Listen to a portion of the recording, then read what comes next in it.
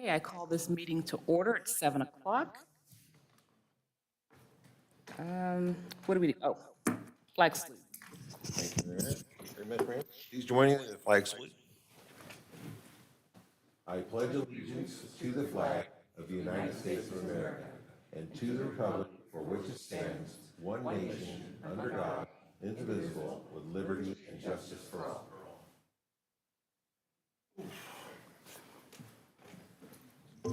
We did have a closed session earlier, and there is nothing to report out. Can I have a roll call, please?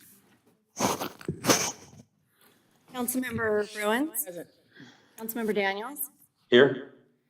Councilmember Miller, Here. Vice Mayor Schaefer, Here. and Mayor Middleton. Here. So this meeting of the Citrus Heights City Council is cablecast live, but there was a Sacramento board meeting taking place at the same time, so we may not be live at this moment. I do hear an echo that we'll try and troubleshoot in just a moment. Device we were using earlier for the earlier meeting? No, that one's closed. So this meeting is being taped.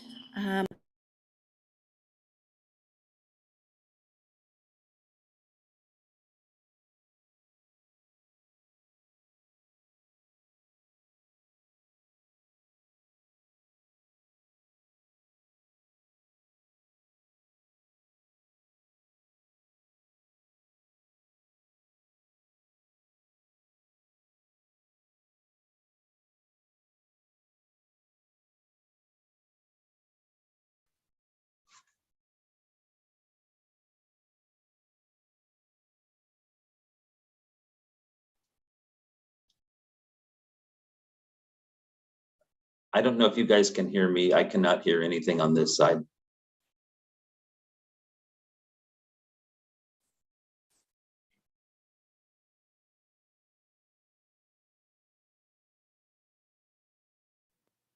Can you hear us now, Councilmember Daniels? Yes, I can. So I'll do the roll call again for the approval of the agenda. Councilmember Bruins, Aye. Councilmember Daniels, Aye. Councilmember Miller, Aye. Vice Mayor Schaefer, Aye. and Mayor Middleton. Aye. Next item. Next item is comments by council members and regional board updates. Mr. Daniels, kick us off. Just the only thing I have is that it's going to be hot apparently. And I believe going to open up cooling centers for a couple of days. If someone can confirm that, the city manager.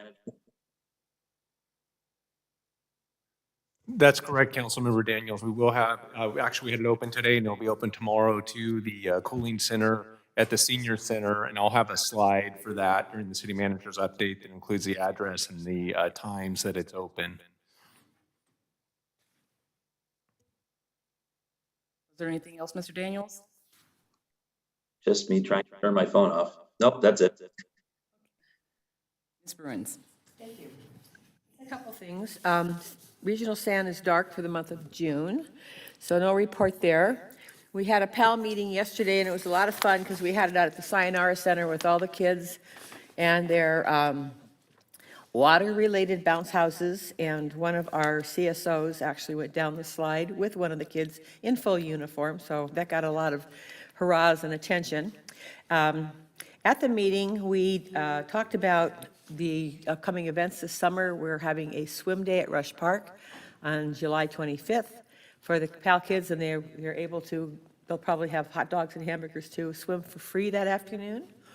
And then on Sunday Fun Day, which is September 25th, that last Sunday in September, PAL has been working with the committee on Sunday Fun Day, including the Park District. And so we're going to have a fundraiser there. VIP parking for $20 on the Antelope side between the soccer field and the baseball field. And anybody who wants to park there, it's a $20 fee, and the funds all go to PAL. So that was very nice of them to offer that. And I'd like to publicly thank Kiwanis for giving us a $500 donation yesterday to pay the cost of the annual $5 fee for as many kids as we can cover that otherwise wouldn't be able to join. And talking about getting tickets to the air show in October, which we typically do, so the kids can go to the air show at Mather Air Force Base. So that's my report from PAL. And then the only other thing I would like to report is that I got this great flyer today from my neighborhood association, which is Chasen. There is going to be a work day at San Juan Park at 5509 Mariposa Avenue on Saturday, June the 18th, from 9 to arrive around 9:30, between 9:30 and 10. Couple hours of cleanup and fix up, and then you'll be hosted for lunch. And so this is an event in a neighborhood association outside of mine, but it's being, all neighborhood associations and citizens and in Citrus Heights are invited to participate and make this a truly city, helping city event. And then, I know it's really early, but I have another little notice here, not to forget National Night Out, which is August the 2nd, which is a Tuesday night, first Tuesday in August. So thank you to my president of Chasen for keeping me on my toes. That's it. Mr. Miller. Thank you, Mayor. I really don't have anything to report. Jeannie covered most of the announcements. I will say on Memorial Day, along with the mayor and vice mayor and Jeannie, we were at the Memorial Day. And Tim. Yeah, the vice mayor, Mr. Tim Schaefer. Very respectful Memorial Day observation at Sylvan Cemetery, and then Tim and I went down to the Veterans Community Center and listened to about an hour of Capitol Pops, which was just a whole lot of fun. And I have to say, at both places, our city manager and his kids and his wife are volunteering and put together some good hot dogs over at the community center. So thank you. Vice Mayor. Thank you, Mayor. So I didn't have any meetings thus far. I have a library board meeting next Thursday. But I did want to kind of remind everybody that this weekend is, next weekend, a week from Sunday, is Father's Day. And congratulations to all those dads. It's one of my most treasured duties in life, is being a dad. So, so that's all I had there, and have a great day, everybody. Okay, there is nothing to report on my end. We have a SACOG board meeting next week, so we'll have a little bit more excitement to put out then. Let's see, next item. Next item is public comment, and members of the public may address the council on any agenda item of interest to the public and within the council's purview, or on any agenda item before or during the council's consideration of the item. Speakers will be limited to 3 minutes each. If you wish to address the council during the meeting, please either complete a speaker identification sheet and give it to myself. If participating via Zoom, use the raise hand function or *9 from a telephone to indicate your desire to speak. When your name is called, I will allow you to unmute your microphone to speak. And I know we have one speaker card that was submitted, and I do not see any raised hands in Zoom at this time. Wonderful. Mr. Mike Nishimura, if you could come up, please.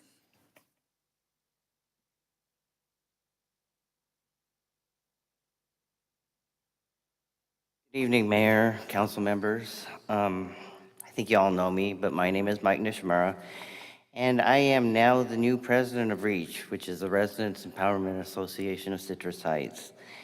And council member Bruins kind of stole my thunder. I just wanted to announce that REACH, in collaboration with our active neighborhood associations and the Sunrise Park Recreation and Park District, we're organizing the Community Park Cleanup and Fix-Up Day. It'll be on June 18th. Sunrise Rec and Park District will be supplying paint, paintbrushes, gloves, tools. And it's just a day we can clean up the park, spread out bark, do whatever projects the Park District has for us. And we will have Kona Ice out there. We will be barbecuing hot dogs, so we will have a free Kona Ice and hot dogs for the volunteers that show up. So I just wanted to present that to you and let any community members that are willing and able to do so come out and join in the fun. This is the first event that REACH has done in years. So hopefully this will be good return for reaching out to the community, creating that bond. Anyway, thank you. Sure. Do you want people to respond so you have somewhat of a head count? It would be nice.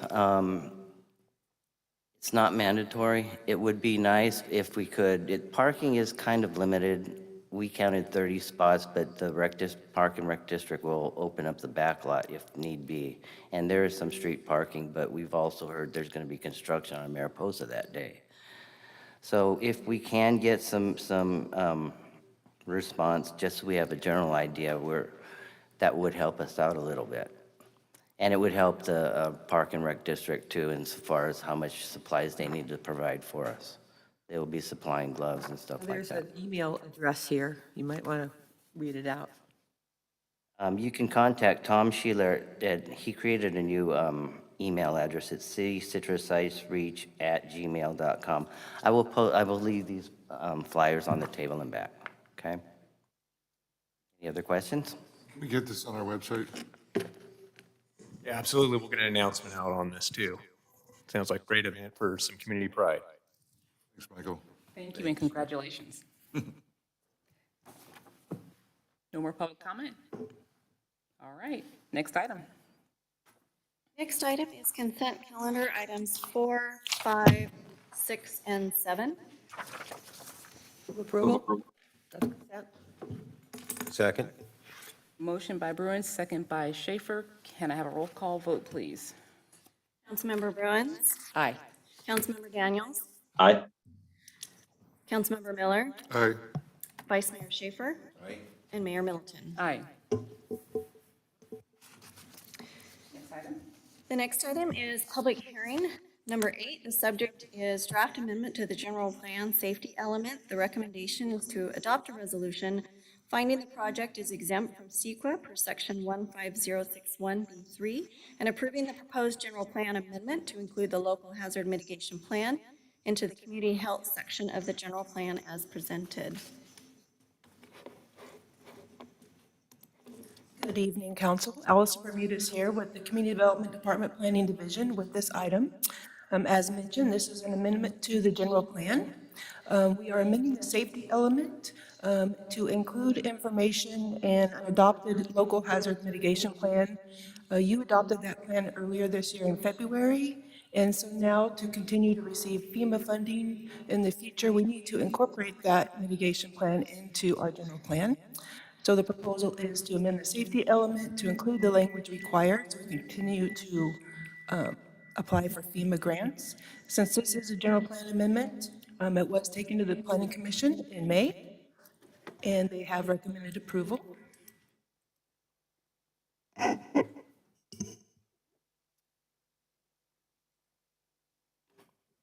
Our local hazard mitigation plan was adopted as part of a Sacramento County group. There was 28 agencies involved in that plan. As mentioned, you did review that and adopt it in February of this year, so this is just amending the general plan to include the required language. It is a resolution that was presented in your packet with the language that's being added to the general plan. Happy to answer any other questions you may have. Any questions before I open the public hearing? All right. This is a public hearing. Any comments from the public? Seeing none, I'll close said hearing. What's the pleasure of the council? I move we accept staff's recommended action. Second. By Bruin, second by Miller. Roll call, please. Councilmember Bruins, Aye. Councilmember Daniels, Aye. Councilmember Miller, Aye. Vice Mayor Schaefer, Aye. and Mayor Middleton. Aye. Next item. The next item is regular calendar, item number 9, changing the time of regular city council meetings, and the recommendation is to adopt a resolution changing the time for regular meetings of the city council. Good evening, Mayor and City Council. Just bear with me a moment. I do have a brief presentation that I would like to share with you.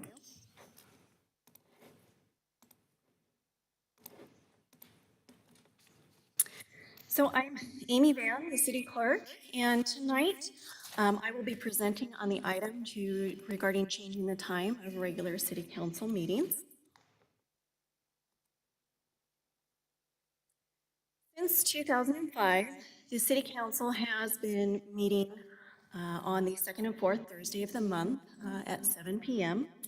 And this change was made to move from Wednesdays to Thursdays, and it was done in order to broadcast our city council meetings live to the community on Metro Cable 14. At the recent City Council Strategic Planning Retreat on May 10th, the City Council did have a discussion regarding changing the time of the City Council meetings.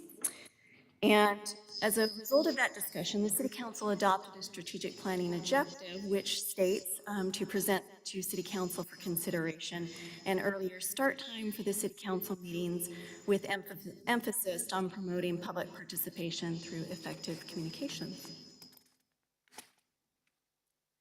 Occasionally, the City Council does meet at 6 p.m. or even earlier to conduct business in closed session, which is usually about 30 minutes prior to a regular meeting. Generally, they've been around 30 minutes. Also, the City Council will hold special meetings for study session items, which are open to the public and are an opportunity for the council to discuss topics of interest and to receive presentations.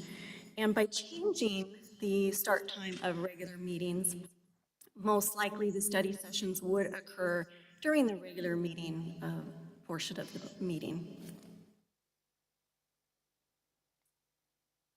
Staff is presenting two options for the City Council consideration, either a 6 p.m. or a 6:30 p.m. start time, both at Thursday, second and fourth Thursdays of the month. We did confirm with Sacramento Metro Cable Commission that if this council did move to an earlier start time, either of these times, they would be able to continue to broadcast our meetings live, and that it wasn't going to be a problem. Staff also did look at city council meetings in the region, and a majority of them start around 6 or 6:30 p.m. So this change would be in alignment with what the region is doing. Public meetings are an opportunity to increase public engagement, and if this is adopted, staff would promote public participation through many of our communication channels, including announcement at the June 23rd City Council meeting and signage at City Hall, a news flash on the city's website, an article in our electronic newsletter, social media posts, and then an advertisement on Metro Cable 14. In conclusion, staff recommends that the City Council deliberate and select one of the proposed times, either 6 or 6:30 p.m., then adopt a resolution confirming the change in the time of the regular City Council meetings. If adopted, this change would begin with the July 14th City Council meeting. And with that, I am available to answer any questions.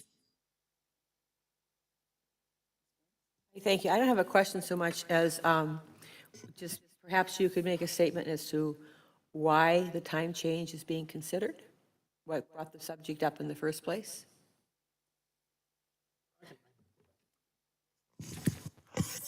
Good evening, Madam Mayor, council members.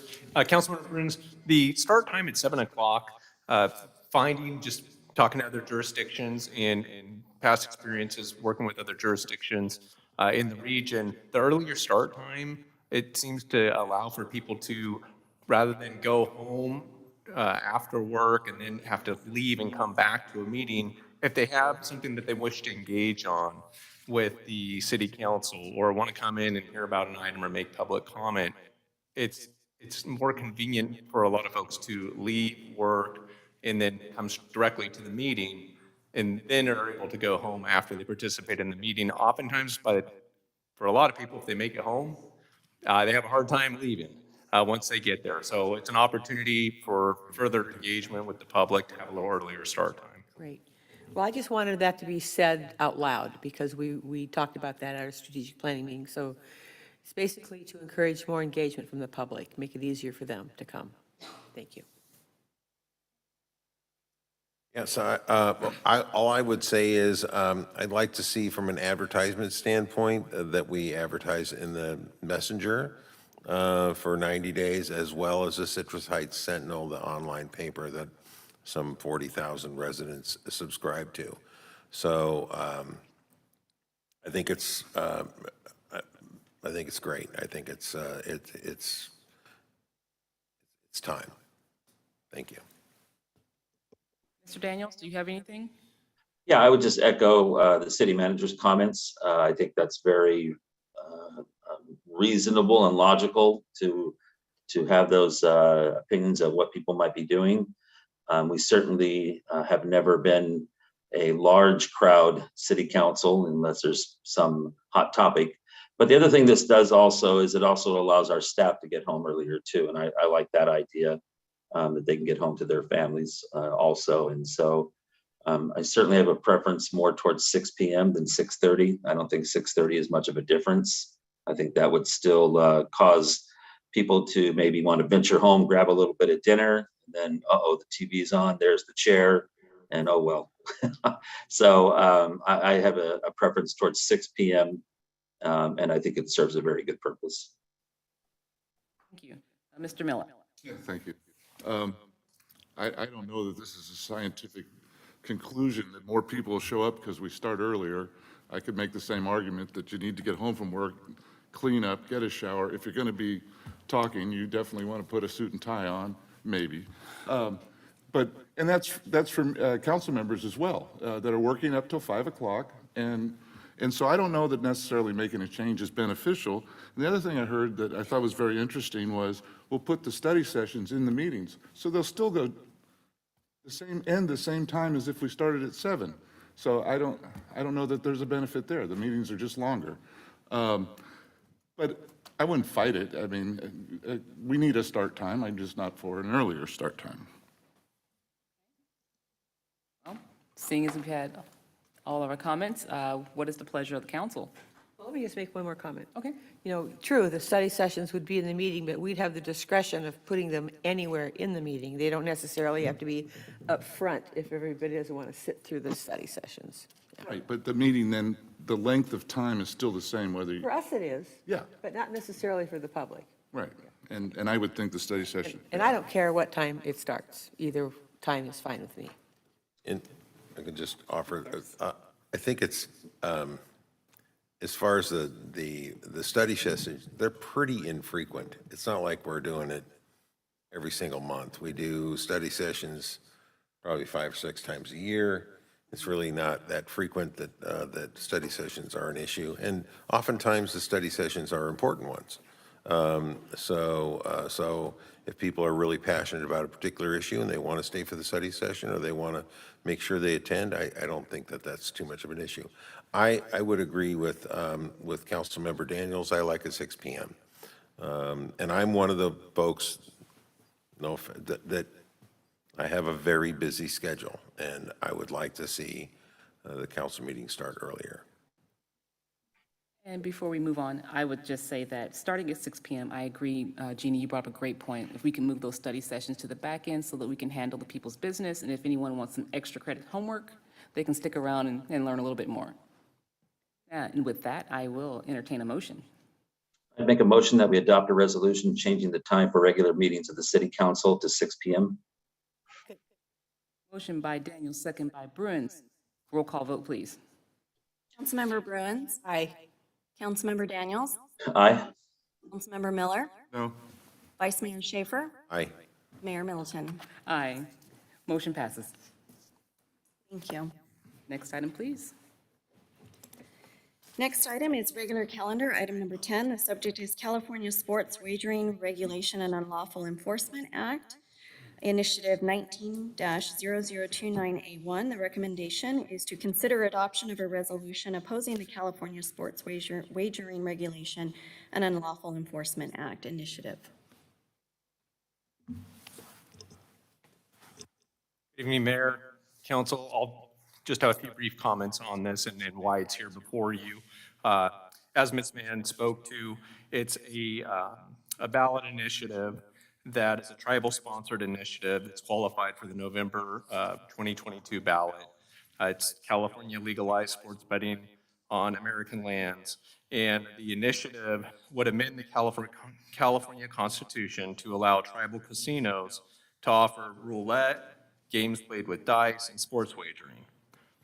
The reason, that's not the reason we're bringing it here. The second part of it is the reason that we have it here for your consideration.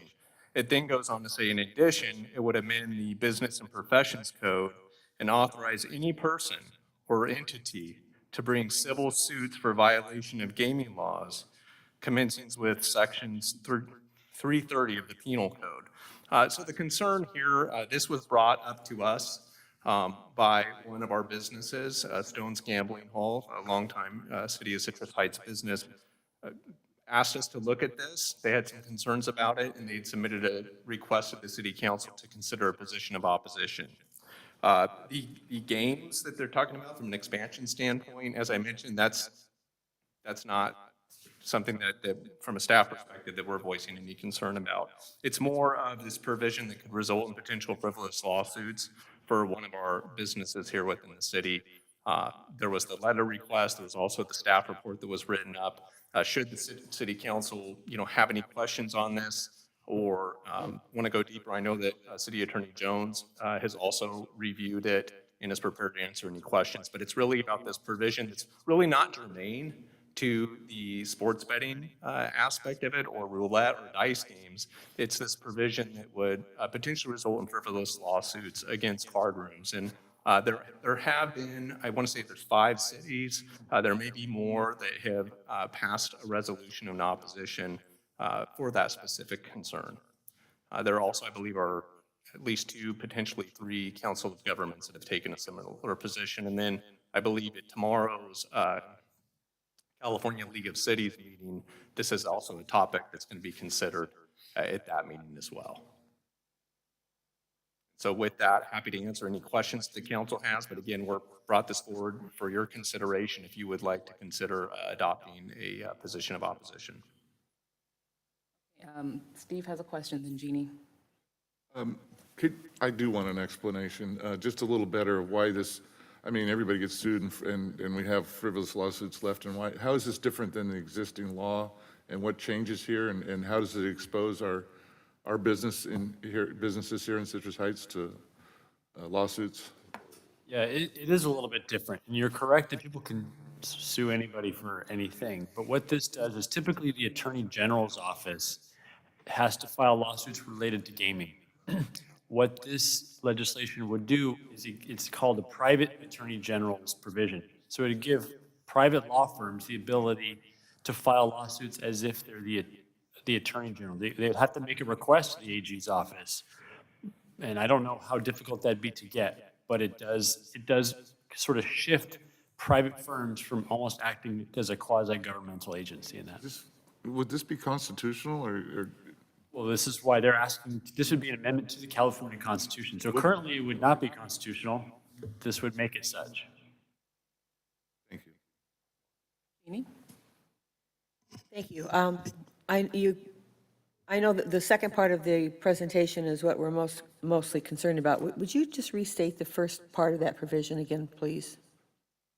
Absolutely, Councilmember Bruns. The first part of the provision would allow tribal casinos to offer roulette, games played with dice, and sports wagering.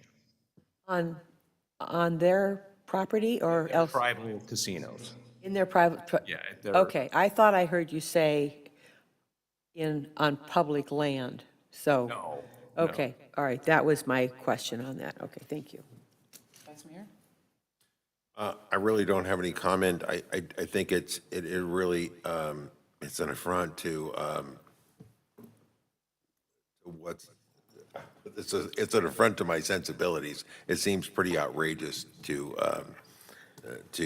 grant private firms the ability to seek damages against an existing business for what, in my opinion, seems like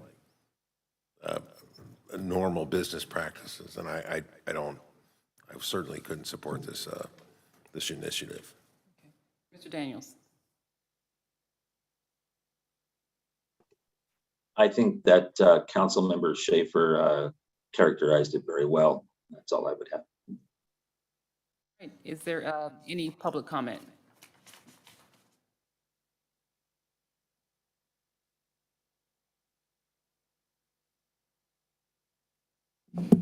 Good evening, Mayor Middleton, council members.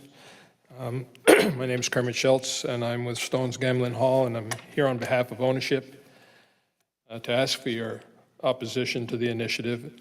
It's titled the Sports Wagering and Unlawful Gambling Enforcement Act.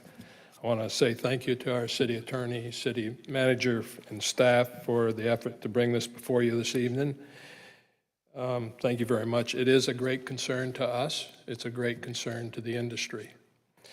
It's really a smoke and mirrors initiative. They are asking to be allowed sports betting at racetracks and tribal casinos, along with dice games and roulette. Speaking from experience, knowing many people that bet sports, to drive to an outlying tribal casino to place a bet when you can place one on one of these makes no sense at all. It's not a revenue generator. The dice games and the roulette will be a revenue generator for these very wealthy tribes that are making hundreds of millions of dollars annually. But the real reason for it is as the city manager says, is the ability to bring lawsuits against the industry. And it can be brought against players, it can be brought against businesses, it can be brought against ownerships. Should this change to Business 330, Business Profession Code, specifically 330. 330 has allowed us for the last 20, 25 years to play the games the way they're played at Stones. They've been approved by 5 other previous attorney generals. The tribes have brought lawsuits in the last few years against 2 card clubs for playing, in their minds, illegal games. These are games that are played under the regulations and the rules that the attorney general has placed on the businesses.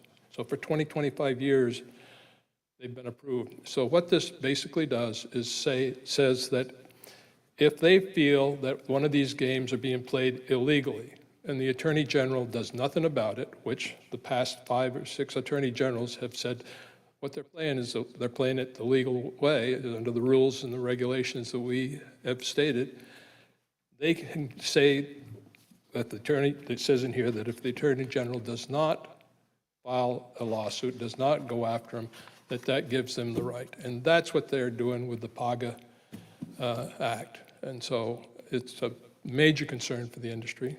We have 8 or 9 businesses in the state of California, cities in the state of California whose budgets rely heavily on their card clubs. We provide close to 300 jobs, and all of that would be at stake along with our business here in Citrus Heights. So we're asking for your support in opposition to this. Thank you for listening and taking the time. Any questions? Questions? I think it's important that we vote on this tonight, so we can take this vote into the League of California Cities meeting tomorrow as appropriate. Absolutely. I wanted to say, I know that Councilmember Daniels already has, early on, put his name in there as in opposition. I just wanted to thank Councilmember Daniels for doing that. So, thank you all. All right, what is the pleasure of the council? I move I would that we, move, go ahead. file a letter of opposition as staff recommendation. Motion by Daniels, second by Bruins. Roll call, please. Councilmember Bruins, Aye. Councilmember Daniels, Aye. Councilmember Miller. Vice Mayor Schaefer. Aye. And Mayor Middleton. Aye. Motion passes. Next item, please. Next item is Department Reports, number 11. The subject is Projects and Programs Update by the General Services Department.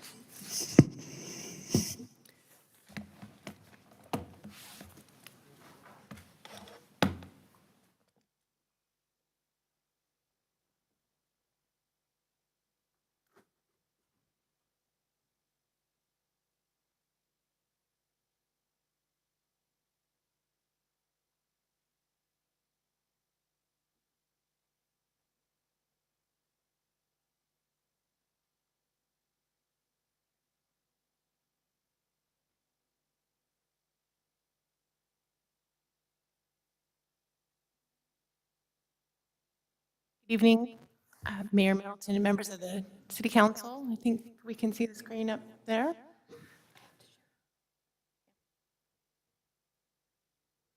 Mary Poole and Operations Manager of General Services, and Leslie Blomquist, City Engineer, with me tonight.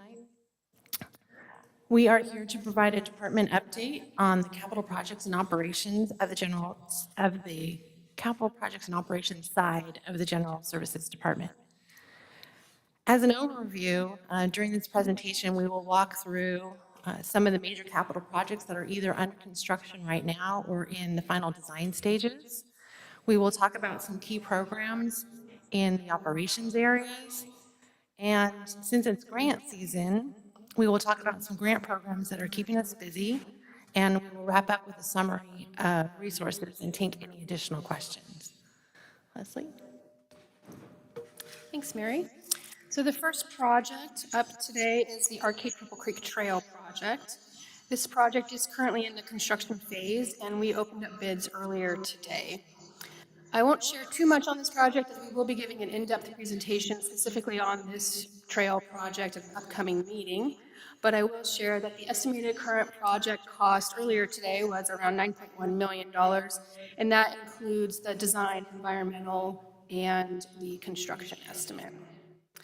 We have 9 different funding sources that will make this project happen, 3 of them being various grant programs, which makes up about 70% of the total project budget.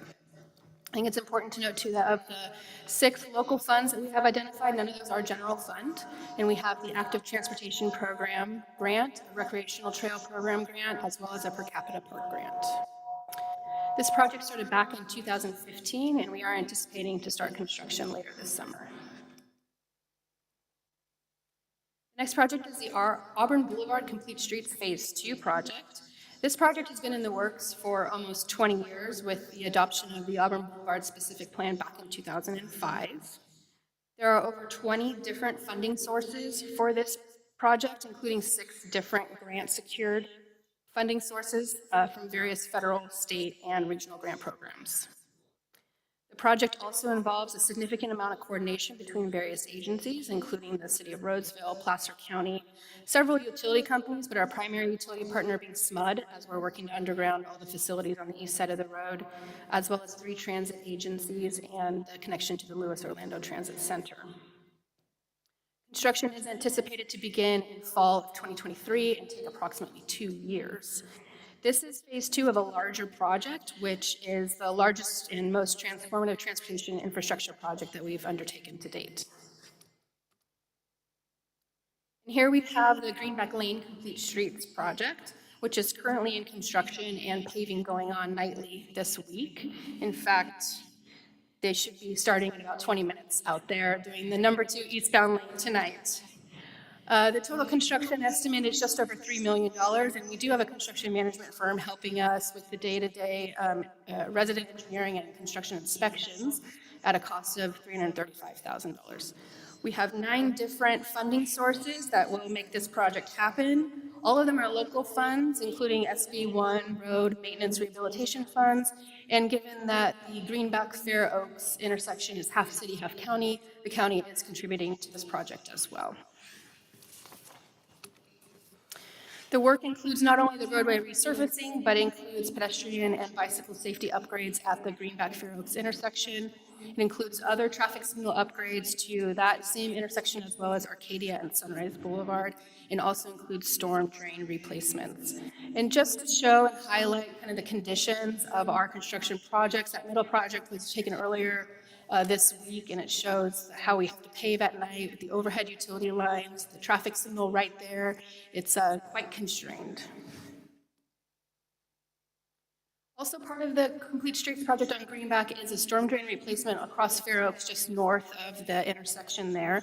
It was a 36-inch corrugated metal pipe, or CMP pipe, crossing the road at the very tail end of its lifespan. These are things that you don't quite notice when you're driving by, but that was a rather large pipe, very deep, 10 to 12 feet. We had a lot of shoring going on, and I really like this middle picture. You can kind of see the effort that it took to replace that pipe. Another project in active construction is our Mariposa Safe Routes to School Phase 4 project. It is about a $1.75 million project that started earlier in June of 2021. We also have a construction management firm helping with this one at about a $291,000 estimate for the day-to-day inspection and resident engineering services. We put together 3 different funding sources. An active transportation program grant will cover 80% of the project cost. We are at the tail end of this with the last remaining major item of work, which is microsurfacing of the roadway, which will occur next Monday, the 13th. The road will be closed to all traffic from 7 a.m. to 5 p.m. so we can perform the microsurfacing. We'll open it up at the end of the day and come back with final striping the weeks to follow. Here's some additional photos of what Mariposa looked like before we started our project. You can see kids walking and biking in the street, in between the parked cars, on private property.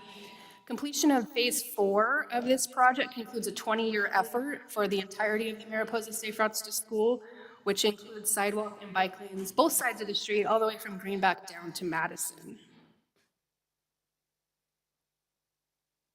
Next up is the Old Auburn Road Complete Streets project. We are starting phase 1 of this project, which will go from Tiara to Gary Oak for about 3/4 of a mile in length. We were previously awarded an approximate $2 million active transportation program grant, and we are just at the beginning phases of that. Other local funding sources will cover the 11.47% required match. We should be having a design contract for your consideration within the next month to start the design.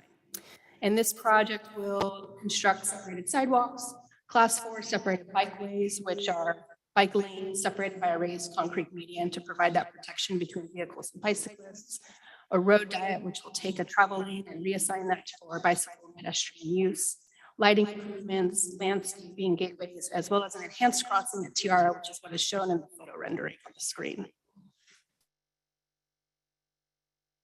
And One Complete Streets is a 1-mile complete street project, currently structured in 2 phases. Phase 1 is just under a half mile between Madison Avenue and Spicer Drive. We currently have $2 million in grant funds for the design portion of phase 1 and part of the construction costs, which gets us about 0.3 miles constructed to Chestline Drive. Local funds, including a contribution from Sacramento Regional Transit, are filling in the funding gap. Staff will be seeking grant funds to cover the remaining portion of phase 1, along with phase 2, which covers the distance from Spicer to Greenback. The corridor will be significantly improved for all modes when the project is complete, with separated sidewalks where feasible, buffered bike lanes, new street lighting, and of course, resurfacing. Speaking of resurfacing, we have our 2022 residential street resurfacing program or project. The bids for this job were opened back on May 26th, with the low bid coming at just under $3 million. We have 6 different local funding sources that will make up this project budget, including additional SB1 funds. And as some of these roadways are also shared with Sac County, they'll be contributing their fair share as well. We also have a construction management contract for your consideration in the upcoming meeting at about $285,000. The project will resurface 19 residential streets, and our next slide will show which 19 streets of those are. And we're anticipated to start next month. The work includes not only the resurfacing, but the accessibility and curb ramp updates associated with that, as well as sidewalk repairs. Anytime we put down new pavement, we want to make sure our utilities underneath the pavement are in good condition, so we have storm drain upgrades as well. Here's the list of the 19 streets that are recommended for repaving this year. The number in parentheses next to each is their existing pavement condition index, PCI ranking. Just as a reminder, PCI is a roadway rating on a scale of 1 to 100, with 1 being a completely failed street. You can hardly drive on it. It's essentially falling apart, and 100 being a brand new street or a recently overlaid street. The city average is 53. So right on that 4 fair scale that you see on the right. Yeah. Get the bid alternates in. We did, yes. Very good. Yes, and it'll be for consideration at next council meeting, but we are recommending to move forward with all the bid alternates as well. I know some residents that'll be happy with that answer. So question? Yes. I was going to mention this to the city manager sometime soon, but since it's on the list, On Watchtower Way, which, you know, is our northern boundary with Orangevale and Placer County right beyond that.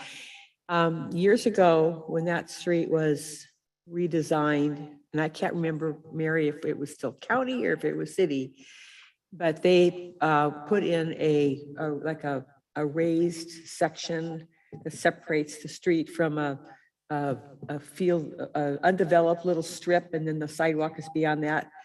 And that has been nothing but weeds all these years. And so I'm wondering if there is, as part of this project, or maybe an adjunct project, where we could even put rock in like we did at Twin Oaks and Old Auburn Road, something that's a little more sightly, that doesn't require maintenance, like flowers and so forth.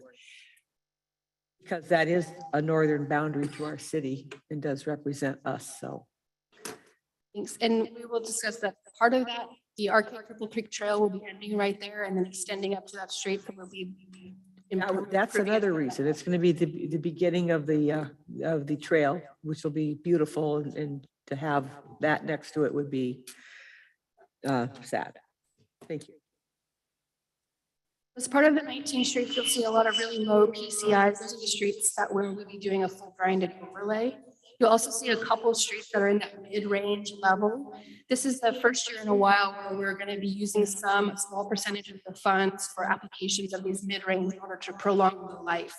So normally when streets get kind of to the low PCI, they start to degrade rather quickly. So we'll be applying a microsurface to Melcourt and Walktail Way, hoping to prolong that and slow that degradation and make them last a little bit longer.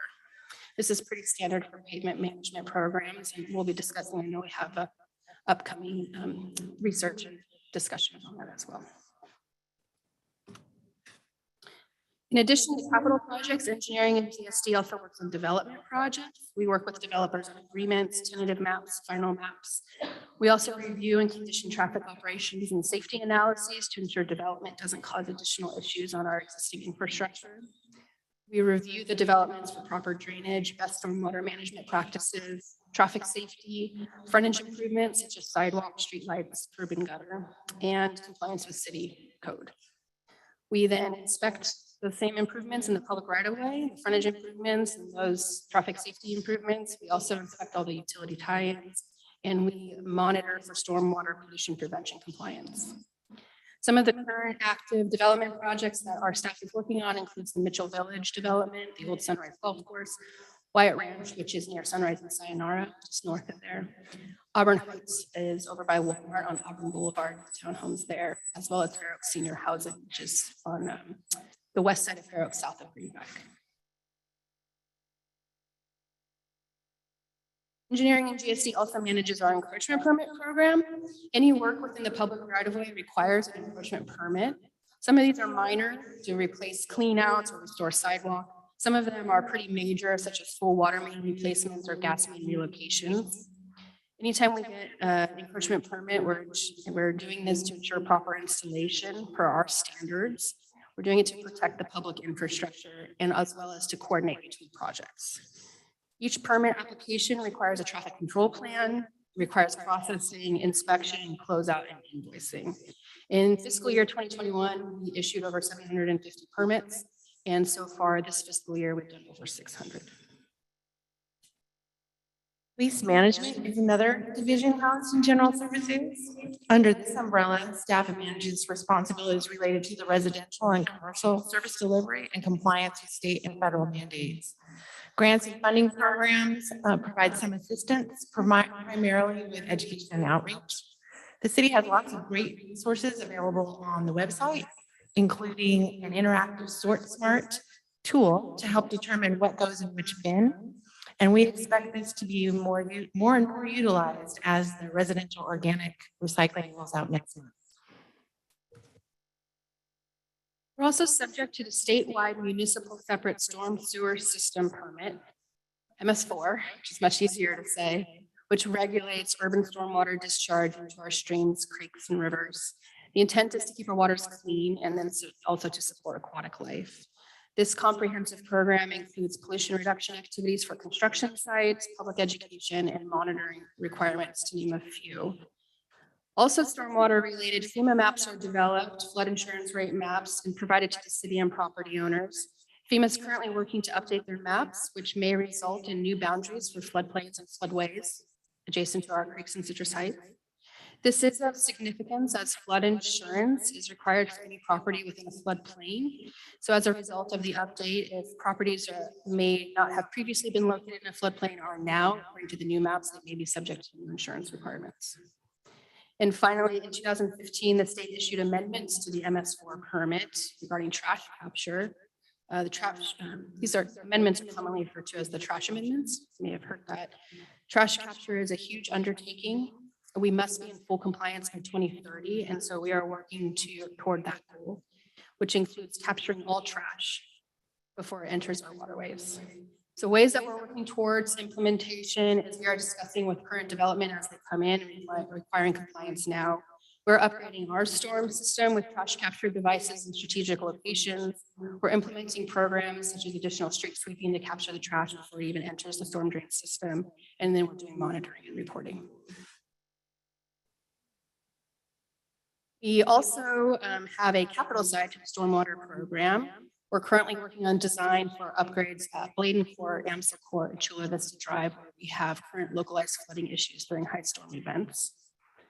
We also perform regular and routine maintenance on our 26 miles of creeks, 4 miles of concrete lined swales, 1 million linear feet of storm drain pipe. And we're doing that in coordination with federal and state agencies, and we're doing the required monitoring and reporting.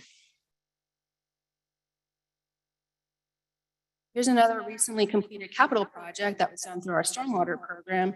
The Bonita storm drain project was completed back in March of this year at a final cost of just under $1.5 million. It was constructed using 100% local stormwater utility funds and included installation of over 2,600 feet of new storm drain pipe, new inlets and manholes. We installed 2 new infiltration manholes, which will allow the water to actually percolate back into the groundwater system, recharging our groundwater, and then completed with the resurfacing of Bonita, Dow, and Maritha. These pictures just kind of show the extent of, the stuff that gets buried underground that you don't see when it's done. These are large pipes and pretty deep as we are working around existing utilities. There's some additional photos of the storm drain installation on Bonita and final resurfacing. And while we often talk about the 26 miles of creeks, we don't often talk about the infrastructure over them, but City of Citrus Heights has 32 city-owned and maintained bridges. They are inspected yearly by Caltrans structural engineers, and those reports are submitted to us. We review those, and we are required to comply with recommendations on those reports. Currently, we're working on plans to remove debris, obstructions, and accumulated soil under the majority of them. We're also working to repair failing patches, installing concrete, replace damaged guardrail, repair failed slope protection, and scour and footing protection. And some of the bridges do require a methacrylate application, which is essentially a seal, a crack seal that's applied to concrete bridge decks. We're in the preliminary design on these. It will be fully funded through our stormwater utility funds, and we are anticipating construction this summer. The Multimodal Transportation Safety Program, or MMTSP, was adopted by the City Council in 2020. This program initially ranked the backlog of over 800 neighborhood traffic safety complaints to help prioritize locations to focus our limited resources. Since the program launched, there have been close to 200 additional requests that have been submitted. These are ranked quarterly, and at least 5 locations are selected each year for engineering analysis, design, and implementation. Part of the MMTSP includes a way for residents to submit and track their complaints online. Residents can now use SeeClickFix to report issues using an app on their phone or computer. This slide just shows a few steps to using SeeClickFix. Once you click on Submit a Concern, you can select an issue such as speeding, and then you are able to pinpoint the location using the interactive map tool and enter in additional details. Residents will get a service request number and keep track of where their request is in the queue. This is an example of one of the MMTSP improvements, red reflective signposts that have been installed at multiple locations throughout the city. These 2 picture sets feature Carriage and Calvin on the left and Farmgate and Mariposa on the right. Another example of a recent project is on Peoria Drive, where White Street was upgraded with centerline striping, bike lanes, parking lanes, and pavement markings and legends, which provide clarity and dedicated space to the various modes, as well as defined parking area. A similar treatment will be applied on Merlindale in the next few weeks. Another major program for engineering and GSD is the traffic signal and streetlight maintenance program. This program has an annual budget of just under $750,000. It includes addressing traffic signal issues, timing, retiming of the signals, addressing detection of deficiencies and maintenance and repair. We also respond to damages and repairs due to just age, infrastructure age, as well as knockdowns and collisions. And then we are often looking for ways to upgrade our system for better operation and better efficiency. Our streetlight program, we respond to a lot of outages. We also respond to damages and repairs due to knockdowns, as well as the deferred maintenance. And we get lots of requests for new streetlights, as several of our neighborhoods in Citrus Heights don't even have them in their neighborhoods. And we're often looking for and always working toward energy efficiency upgrades through our regular maintenance program. In the table on the right, you can see the number of work orders that we issue each year under our streetlight and traffic signal maintenance program. Just over 550 streetlight and 200 traffic signal work orders were issued in 2020, with similar numbers in 2021. So far in 2022 through May, we're trending to have a significantly higher number of work orders this year, which is really not surprising given that the aging infrastructure and deferred maintenance on our program. All of the major transportation capital projects are accomplished with a variety of grant funding. And now, in addition to construction season, we are in the midst of grant season. These grant applications are complicated and highly competitive, requiring extensive engineering, planning, and support staff resources. This is a snapshot of the applications we are working on now and the grant programs that we know of which are coming up. For some of these grant applications, there will be work to do to get ready for grant cycles that may be 1 or 2 years out. The same staff that are managing the programs and projects that we talked about earlier in the presentation are also leading the grant application teams and are doing the required engineering estimates and concept plans that are required for each program. We also wanted to touch a little bit about the funding overall. As mentioned earlier, many projects are a combination of funding sources, different funding cycles, and each funding type has a different reporting requirement. Timelines for reporting and delivery and documentation requirements are also different. And each project or program undergoes regular internal and external auditing. Most grants are reimbursement based, meaning the city pays up front and is reimbursed after the work is completed, often months after the city pays its contractors. Funding is also tied to project delivery, to making sure that we meet deadlines. So it's critical for us to keep these projects moving. And to wrap up, we appreciate the opportunity to share this presentation with you tonight. We have a great team of 3 engineers and great supporting professional staff that make this all possible. We're a lean team, and the same city engineer that oversees capital project is also the one responsible for development projects and operations. Same goes for the principal civil engineer and the senior civil. We have one of each of these engineers. They are busy. So in conclusion, we're all working hard and it's certainly paying off. And we also wanted to give a plug out to the right senior civil engineer that might be looking to come join our team. We are hiring. Thank you. And we're ready to take any questions that you may have. Questions, comments? Thank you for that great update. Very comprehensive. I'm exhausted. Yeah, great. I was going to say exactly the same thing. Very comprehensive. Good job. Mr. Daniels? Yeah, I was going to almost say that same exact words. I'm worn out just listening to it all.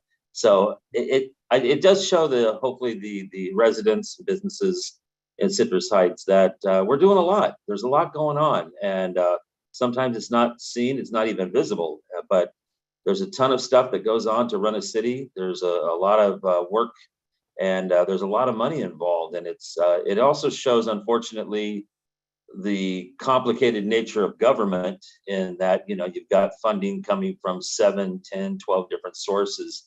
And it's unfortunate, but that's what we've become. But hopefully we continue to strive and move forward.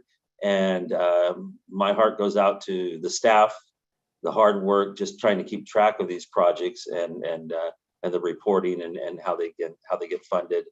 I really greatly appreciate it all, and it is what makes our city great. Thank you so much. I realize the grant funding isn't easy, and I've seen many projects. I was thinking back to when we made Greenback 3 lanes, and I think General Services was turning over the couch in the break room to get enough money to get the projects going. So and then again, to hear that we have to basically front the money for these projects, it's tough on our cash flow. And I don't think a lot of folks realize that at all. It's got to come out of the general fund somehow, and it's basically a loan, but we don't have that money, and we've still got to pay our bills and our employees and everything in between. So thank you for all you do. Thank you so much. Next item? Next item is city manager items. Thank you. Mayor and council, I just first want to also thank our general services team for all their great work they do. Boy, a lot of work happens out of that team, as you can see as part of that presentation. And definitely looking forward to having that pavement discussion in the fall, talking about maybe some different options on how we approach resurfacing. So more to come on that. If you didn't get enough tonight, the road continues. So if we can go to the next slide, I just have, I believe, one slide here. And Councilmember Daniels asked about this at the beginning of the meeting, but it's been hot. It's hot today. It's going to be hot tomorrow. And looks like we've got some hot weather in store. So we're coordinating with our county partners on opening cooling centers. And we have a cooling center at the senior center at the Citrus Heights Community Center, located at 6300 Fountain Square Drive.